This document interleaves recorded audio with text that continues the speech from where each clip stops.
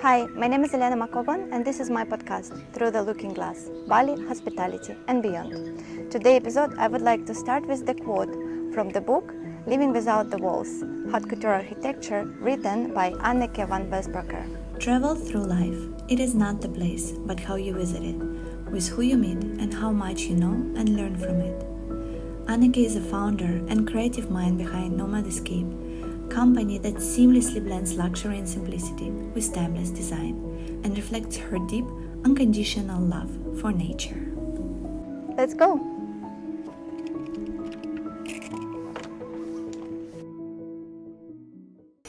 Anneke, thank you so much for having us here today. You're welcome. Beautiful morning in your house, and I'm very happy to be here today. Let's start with a little introduction, and could you please tell us what was life before Bali and before living in the tents? Oh, okay. So before I lived in an asphalt jungle, and now I live in the real jungle. And the asphalt jungle was in New York City, so it was a very different lifestyle, a very busy lifestyle, a lifestyle where everything had to be done, with deadlines and so on. And of course, we do have deadlines here in Bali as well, but they're more flexible. Things are much easier going. Making a mistake is okay. When you make a mistake in New York, you're dead forever. So it's definitely much more a relaxed lifestyle. So I think living in Bali is something that can give you an incredible inspiration to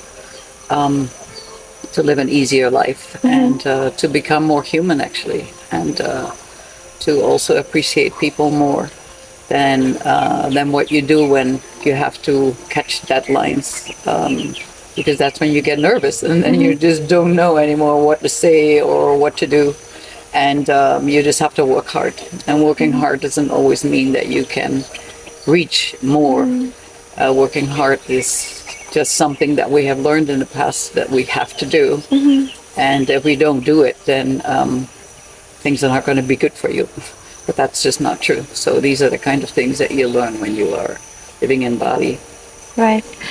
Do you remember when this aha moment happened, when you realized that you cannot live that life anymore in the concrete jungle, doing the work what you're doing, and you realize that there is something more bigger calling you? Yeah, that's right. I think it was like a slow process that I just kind of like detached from that life. And one day I just said, okay, I'm just going to go back to Europe. So I was in Europe only for 3 months, and then I had some people coming to visit me who knew me from my design competition that I organized for my East Meets West organization, which was a non-profit organization that I was running in New York City. And this lady came, and she's from Vietnam, and she said, well, I am a friend of this and that person, and he designed a bamboo bicycle for your design competition. And I said, yes, I do remember him.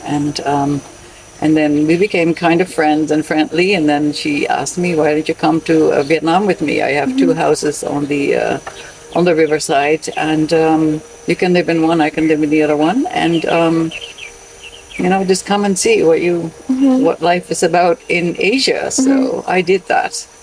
And then I set up a school there with her, and we collected some money for that by selling some of the products from Vietnam. And with the money that we earned, we just created the school.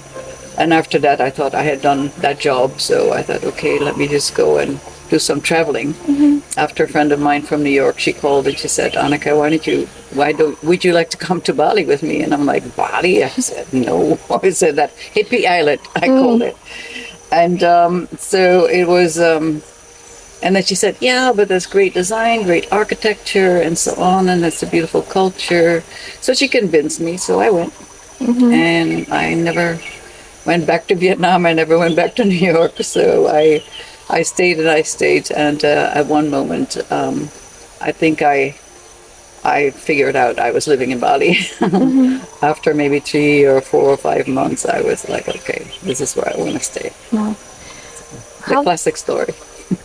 Pretty much classic. Mine was pretty much similar. Yeah, Never, right, never exactly. planned to come, but Yeah, then that's here right. we are 10 years later. Yeah, that's what Bali does to us. Yeah. How did the story with the tents start? I know that you were volunteering for the UN, right? And you were traveling quite a lot. And Yeah. this is where you started to do some small things to make your traveling more That's right. comfortable. That's right. Yeah. How from this you moved that. to this bigger picture? Oh, I think like in my life they always like happen coincidentally, and this was much more like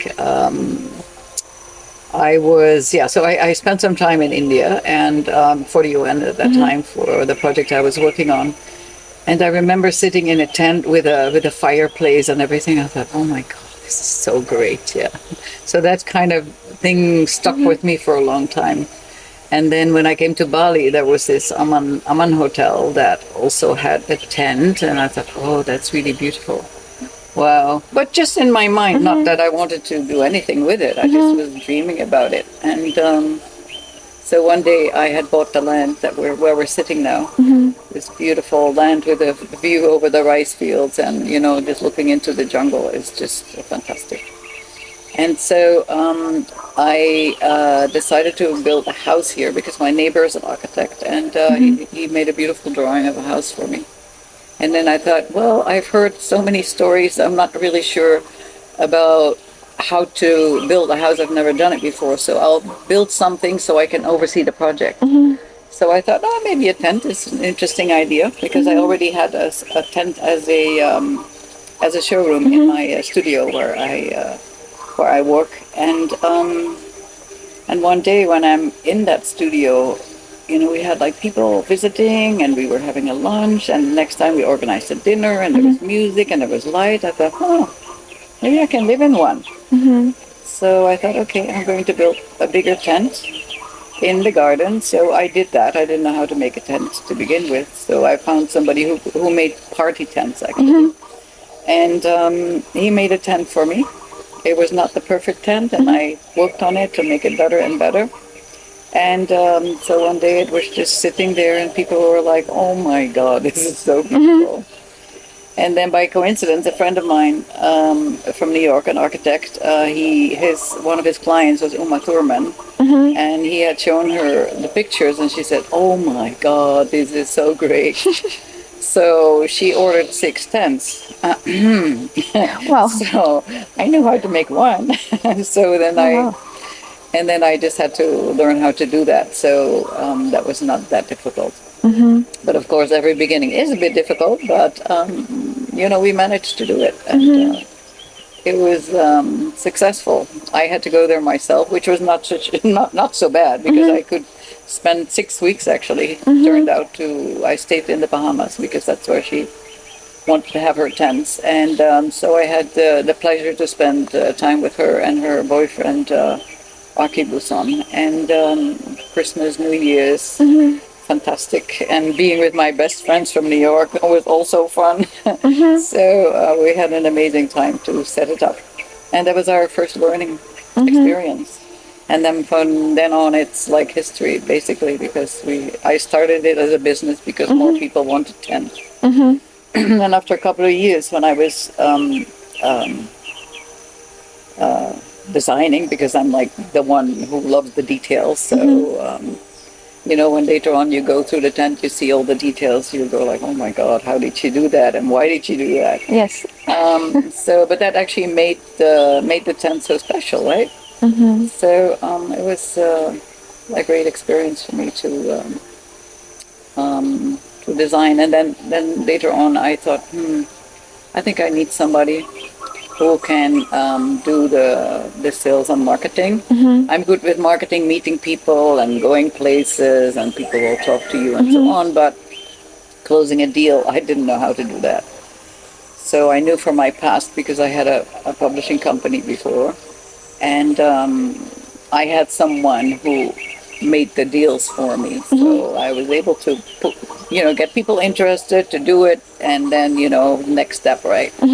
So I thought, I need a person like that. So that was another aha moment. I thought, that's what I need. So one day he actually just walked in here, and he had heard from people that, maybe tented camps would become interesting and so on. He had a friend two friends actually, who were talking to him about that. So he walked in here one day and he became my business partner.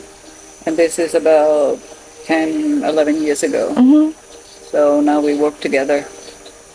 Company is already 20 years anniversary this year actually. So it's a very special year to celebrate, actually great success, because he's done an amazing job. We have already tents in 55 countries around the world now. And we're just making people happy, they have a dream and they want to, and we help them make the dream come true. Like talking about business overall and setting up the business in a foreign country from scratch. I guess your story looks more like the accidental business and an accidental partner, which accidents is not accidents sometimes, right, so they're leading to some bigger things which we're not seeing in the very beginning. But what was the biggest challenge you faced during these 20 years of doing the business in Bali and Indonesia? What was the hard part for you? Okay, if you don't mind, I'd like to just take one step back, because I was just thinking about a project that we did in Qatar, in the middle of the desert. So you can imagine if you drive with a truck and a container through the desert and there's nothing there at all. So when we did that a couple of years ago, and the team arrived there, and then you get out and there's just sand everywhere. So you just have to set up your first tent so you can stay there, because the container has to go back, obviously. And that was an incredible challenge, because there was no water, there was no food, there was nothing. So just starting like that. Often we have challenges like that, because like when we did another project in the jungle somewhere in Sumatra, they had to travel. First it was by boat, and then they had to walk, and then there was a motorbike, and then they have to walk through the mud and crawl up a hill or something. Oh wow!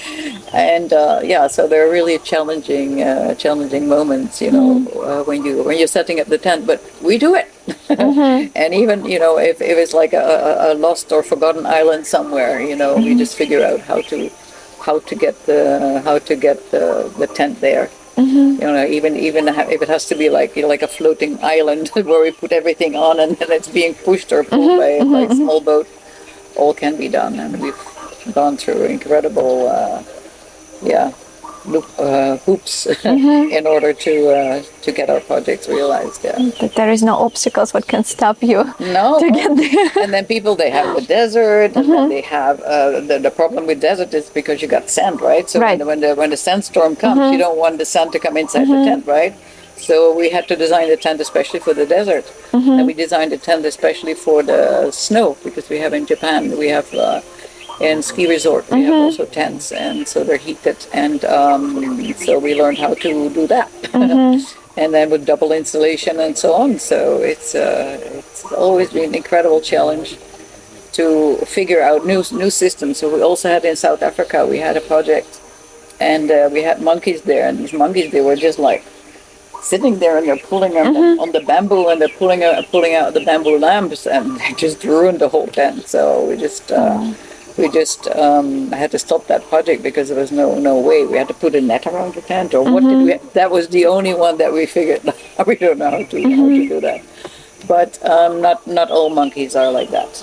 And the Bali monkeys are okay, but the ones in South Africa were really a challenge. But anyhow, so we overcome all of these things. Of course, the biggest challenge in the beginning was, that we would have to set up our factory and, teach people how to make a tent and so on. And now we have about almost like 300 people working. So we have one factory, we started one, and now we have two factories in Banyuwangi, which is in East Java. And we have an incredible good manager there who manages the production very well. And we make about 10 to 12 tents every month. So they're all like handmade and handmade, yeah. Handmade. Actually, yeah. Anneke, what is luxury for you?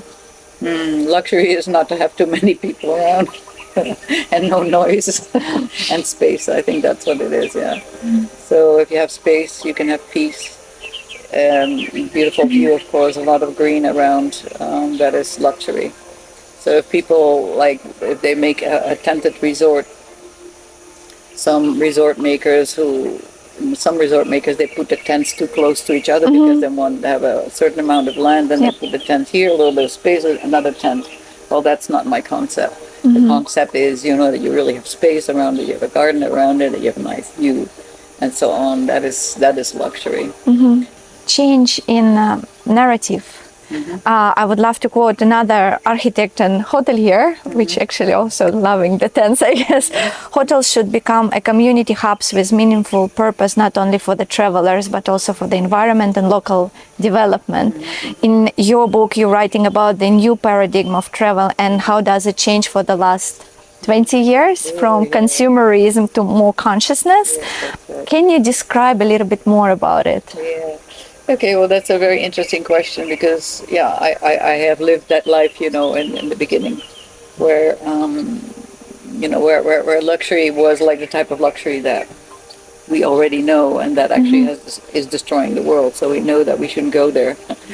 We know that we should find other solutions of feeling luxury in a different way. So I think luxury is very much into the small things and appreciation of things. Like, for example, when you see a dewdrop in the morning and the sun is reflecting in it, and it starts to look like a crystal, and the light just comes off, and it's just so stunningly beautiful, right? So, for example, here I have another little example, of appreciation. So this is tea that's made from these flowers. Just move this one up over Yeah, here. the talang flower. This is what grows in the garden here. So I pour a little bit of tea in here, and then what I do, I just add a little bit of lemon. See, lemon. Okay, so let me show you the color of the. Yeah, so it's like a very, very plain color, and then I'm just adding some lemon to it, and then slowly, magically, you can see the color is changing. See? It becomes like a little purple light, like pink light. So it's like, some small magical things can happen that don't need like an expensive way of doing something. It's just, I just want to point out that very simple things can make people happy, right? So when you see something like that, oh my God, this is changing color, it's changing structure, it's changing so beautifully well. Anyway, so so I think that luxury lies in the small things. It's also in our mindset that the feeling of luxury has changed, because we know that if we do the same luxury as the luxury, that we knew that we are going to ruin the environment. So we just have to find it in different things, in smaller things. And when people go into nature, I think they can find all of that. And it's different. I mean, they have now forest bathing, and I go, for example, moon bathing. So when it's full moon, I just lie down on one of these chairs on the deck here, and I just look at the moon, and appreciate things. And people have become more grateful for the things that we have, and not ungrateful for the things that we don't have. Yeah. So it's being happy that we're alive and that we're healthy. So I think that's a very big difference. I think so. 20 years ago, for me also, I needed to have the luxury of a 5-star hotel. I don't know why, but it was like that. And now I can just stay in the simplest places and be happy, and just see a different life, especially when you are staying in there's a place in Chandidasa where I used to love to stay. It was Ida's homestay. And you have a much more connection with the local people, and you learn more about the culture. You're much closer, because when you distance yourself with the old luxury, you stand out and you're away from the world, actually. So when you can appreciate small luxuries, you can be closer to reality, and you can also feel the beauty of the Balinese culture, where people just live together in a community and always taking care of each other and giving each other love and kindness, and taking care of each other. When one has a maybe a financial problem. The other one will give you food and help and assistance. So I think that kind of communal life is something that we can learn a lot about. And not only that, but also in the simplicity of using, for example, tools for harvesting or planting the rice. I mean, it's without tools, really. And in the Western world, we have like these big robotic machines that spray chemicals and God knows what. And it's just not the kind of life that, especially people who like Bali, that's especially not the kind of life that we want. Yeah, and the life that you live in an apartment and have to go to a supermarket and don't have the luxury of planting your own organic food and know what's in your food and know what you're eating and feeling healthy, right? Because I have decided for tent living is to have a sustainable lifestyle where you can live self-sustaining, so you don't need to go to a supermarket anymore. So that's why I created the Coconut Academy. And the Coconut Academy is an academy where people can learn to make 15 different products from a coconut. And actually from coconut you can survive completely because you can have the coconut water is already really good for you. If you you will not hydrate when you're taking that. So we can make the cheese, we can make alcohol, we can make vodka, gin, and then we make the oil from the coconut, and from the oil we also have the milk, and from that you can make the bread, and you can make the yogurt, you can make ice cream, you can make, I think I already mentioned cheese. But there's so many products, actually everything that we need on a daily basis is already in there. Anneke, could you please explain us a little bit more about your in-house production? I think it can show a very good example to the hotels also who is having something in mind like this, and how to make the things simple but very powerful, and how to use the source from around you for production. That's the right way to say it. So using the sources around us. So we're having here like an estate of about 40 square meters, 400, sorry, which is quite big. We have about 16 coconuts here and coconut plants, and so we have enough harvest to actually live in a sustainable or self-sufficient way actually. And then in the back we also have like the organic garden. So, but this is the Coconut Academy. So welcome. And I have a bit of a display here of the coconuts. So the one that you see here is like a coconut leaf. So you can see what that looks like. Then here is like a young coconut. You can see from the color it's green, and this is like how it's attached to the tree, right? So you just cut it there, and then this is the coconut. And here on this one you can also see it, and this actually is created like a beautiful flower almost. So I'm the kind of person who sees beauty in everything. So. So that's what I wanted to point out. So then when you open up the coconut, this is the part that's coming out first.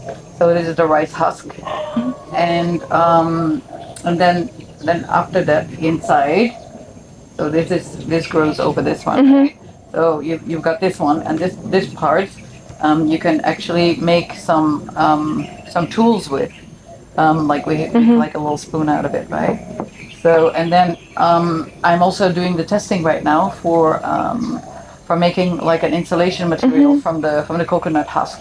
So this is the loose husk, and this one is combined with a rubber, which is also a natural material. It's a sap from the rubber tree.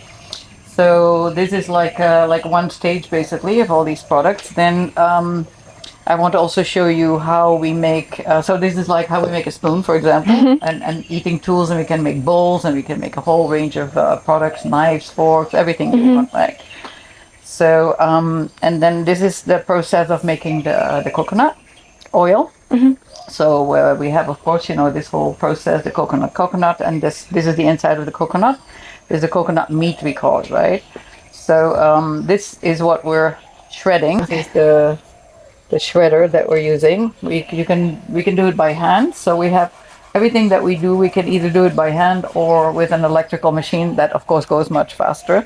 But one always wants to be prepared that you don't have any other tools. Yeah, no electricity, no modern equipment, basically. So you shred that, and then here is the material that comes out of it. And this is what you put in water and coconut water. So, and then this becomes like the milk. So this is actually milk. So, and then the milk is something that you boil. We have like a big pan, and we boil it on a natural fireplace. So we just have the wood, or actually we use the husk from the coconut to fire the wood. So, and then this becomes the oil. So after 3 hours of boiling, the oil comes on the top, and then we scoop it off. And then we have we can make two different kind of oils. So one is the oil for cooking, which is this one. And then this is the one for beauty products, which is the virgin coconut oil. So they're two different processes.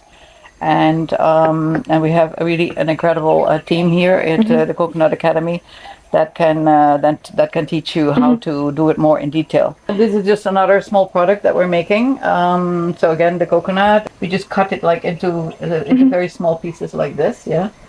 And then after that, we just put it in a pan, and then we roast it, and we mix it with the lemon leaf, with garlic, and some cayenne pepper, and all kinds of things to make it a good taste. So this is great to use when you have a salad. You sprinkle it over the salad, or you sprinkle it over any kind of food. It's great with Indonesian food when you're eating rice. And it's really, really good. Here, the next one is the soap. So we're making soap from the coconut, and so how to do that process? So actually, the oil, it's like a liquid that we're mixing with sodium, and then it becomes hard. We just pour it into a mold, and then we're just making it into like a little soap like this. Or we can also make it into candles. And then the smell, we are distilling oil from the lemongrass. So the smell of lemongrass is here, and it keeps the mosquitoes away. And it's like usually what we do around 5 o'clock or so. It's a good idea to take a shower, so that the mosquitoes will not come to you. So you can just use this soap to prevent the mosquitoes from coming. And then this is also the leaf from the coconut, and the coconut, like that one. And then it's woven into like a little packaging. So this is our packaging, and inside the packaging is the soap. So this is how we present the soap, all natural, everything made from the coconut, right? So this is like a little carrying thing. It's very, very beautiful, and my team, they just can create one of these like in a few minutes. I'm always surprised how that can be done. So now the idea of the Coconut Academy is, of course, living a self-sustainable lifestyle. And but I also want to show you one of the other products that grow in our garden. We have like a cacao tree. So they're producing these pods. This is the big one, smaller one. So we open it up, cut it out, and then so this is what it looks like when you open it up. So what is in here is what later on will become the cocoa, the cacao, basically. So we take it out. I already put it here on a plate, so you can see it, right? So this is like a little bit wet, right? So we dry it in the sun, and then after a couple of days, when it's dried, we can peel this one, and then inside that comes this. So these are actually, this is what becomes the cacao. So we put it in a shredder, and it becomes like a powder. And then from that we make our own chocolate, homemade chocolate, and it tastes really good. And you can also make like a cacao drink. We do. Cheers. Cheers. Cheers. Morning healthy alternative. Exactly right. So it's made with coconut milk, and the cacao. So there's always coconut you can find somewhere Wow. in our. It's really good, isn't It it? is, I yeah. know. Want to drink more. So in total, we can make about 15 different products. So I just hope that with this, I can bring something, give something back to Indonesia. And who am I as a Westerner, of course, to do this?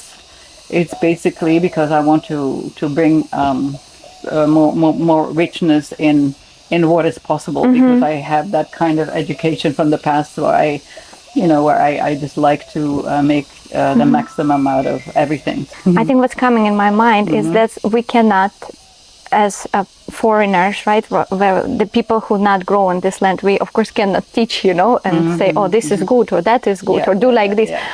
All this knowledge and experiences already exist here.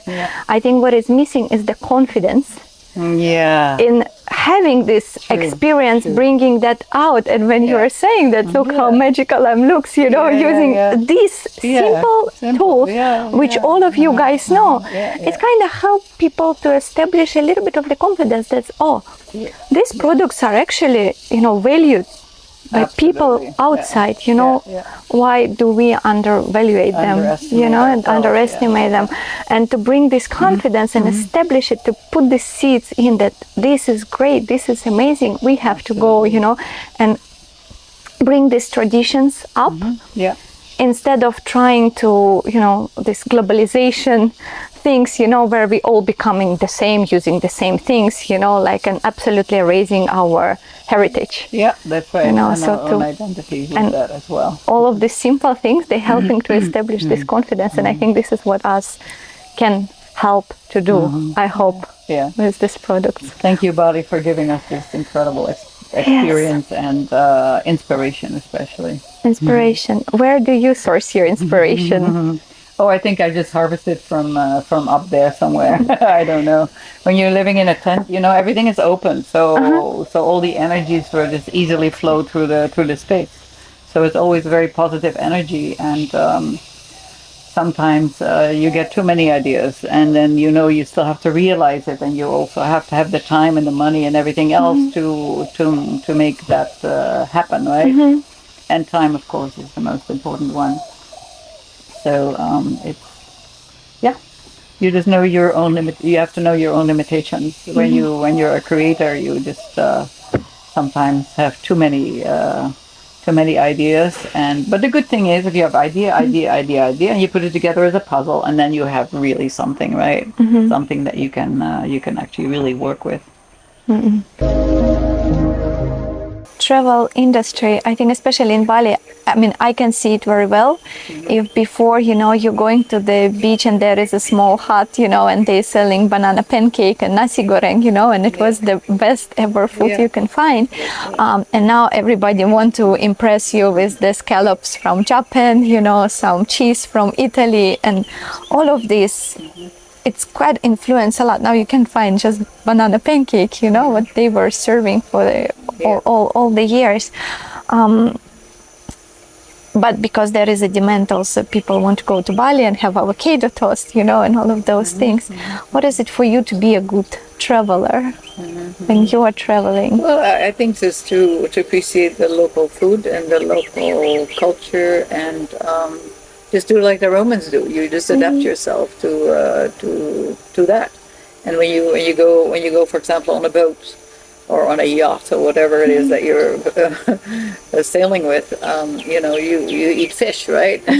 So you eat what is available in that particular area. And if you do need caviar and pates and all these things, you just better go to that country where it comes from, if that's what you really want and need. But I must say, I am Dutch and I love Dutch cheese, and I can buy some cheese here, but it doesn't taste as good. It tastes better when I'm in Holland, right? And I ask my sister when she comes to bring it, and it tastes better. I don't know. So it's just also because they're making products also specifically for export, so they make it different. I don't know what they do. So it definitely doesn't taste like the original food when you are in that country. So What would be your advice for hospitality professionals who just starting their hotel business, let's say, or they are rethinking their way in the industry?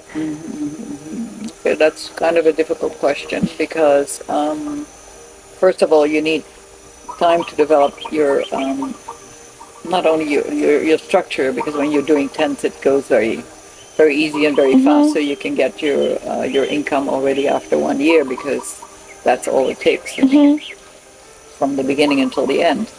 And then when we produce the tents in a couple of months and then set it up in a couple of weeks, you know, it's done, so you can already start, right?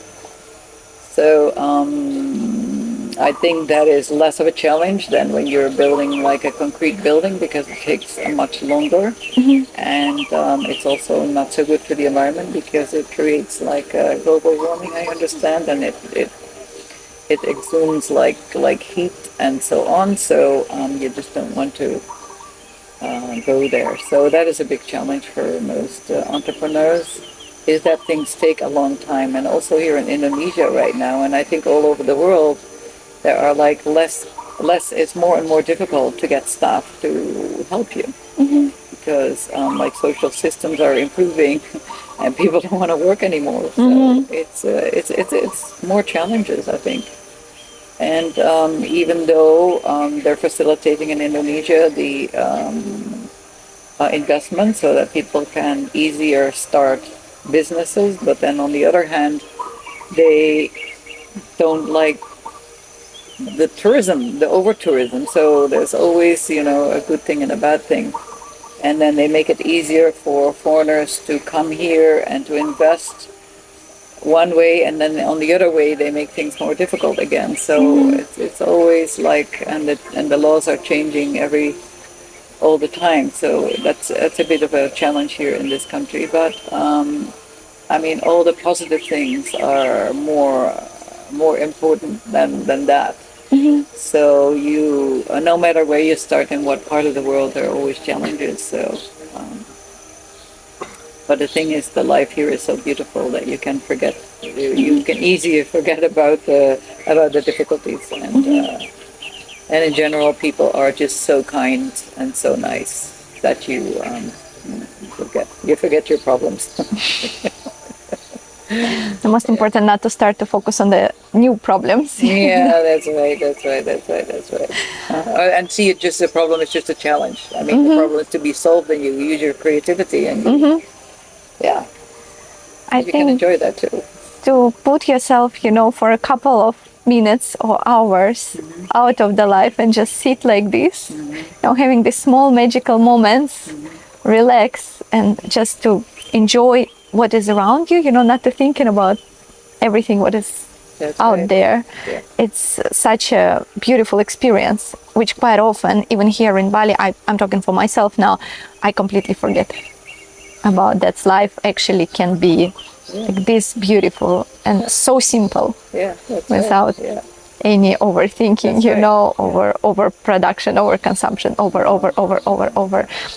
We don't need that much to be happy, just the tea and the lemon. There you go. Yeah, true. I listen to the sound of the birds right now. Yes. It's making the things very difficult. Yeah. Anneke, thank you very much. It was absolutely my pleasure. Also Conversation. to get to know you a little bit through our conversation.